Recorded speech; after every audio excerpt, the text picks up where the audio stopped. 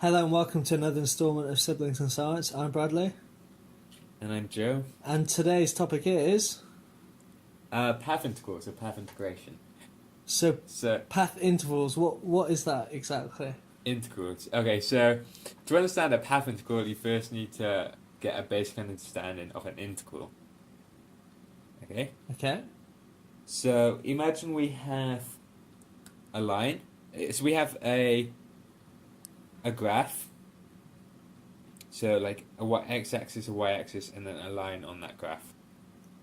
So, what an integral does is it takes a small section of that graph, finds the area, and then does that for a lot of small sections and adds them up to get the total area under the graph. Okay.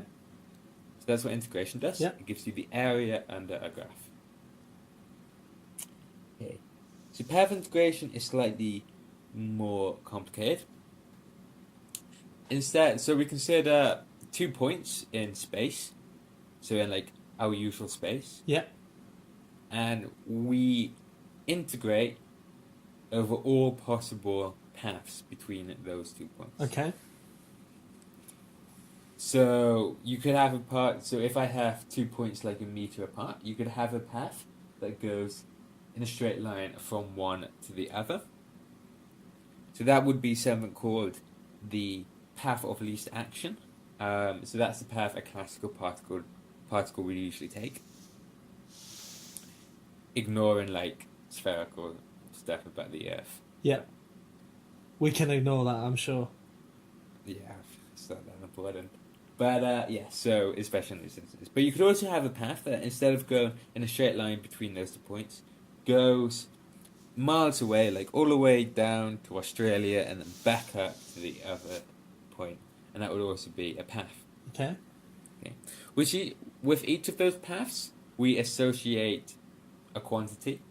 So we give it a number. Okay. So the one between the two, like this for example could be 1/over its distance. Yeah. An example, or e to the minus its distance, where e is a number. And what we do is in a path integral is we sum up over those numbers over all possible paths. Okay. Okay. And you can probably tell me, or I may be able to get the answer out. So there is always going to be an answer to this. Right. So it's going to be, you're going to get a number. Yeah. And I want you to try and guess what that number is going to be. Okay.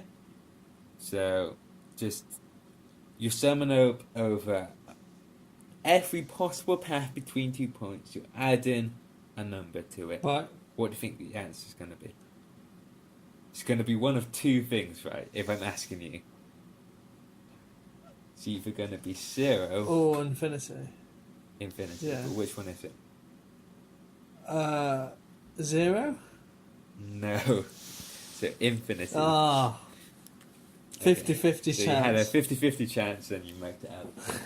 And I what? So it... Huh? And I what? And you marked it out. Oh, I thought it was something else. Okay. So you're going to get infinity. And that is of course a problem. But what we do is we take that infinity and we divide through by another infinity. And the infinites cancel. And we get a finite number.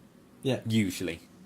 Okay. In quantum field theory you don't, and you have to do something called renormalization, which is more tricky. Okay, that makes complete sense. So that is the basic premise of a path integral. You associate a number with each possible path between those 2 points and just add all of those numbers up. And how's that used? So it's used in, for example, statistical physics to find the probability of a particle going between 2 points. So in like stochastics, where you have random fluctuations. And you could also use it in financial physics, or financial maths, I guess. Financial physics? For finance. Finance, okay. Sorry, yeah. And then it's also used massively in quantum field theory and particle physics. Okay, so we've learned about path integrals and how not to muck them up. We'll see you next time for another Siblings in Science. I'm Bradley. And I'm Joe. And you can follow us on Twitter at Siblings in Sci. See you next time. Bye.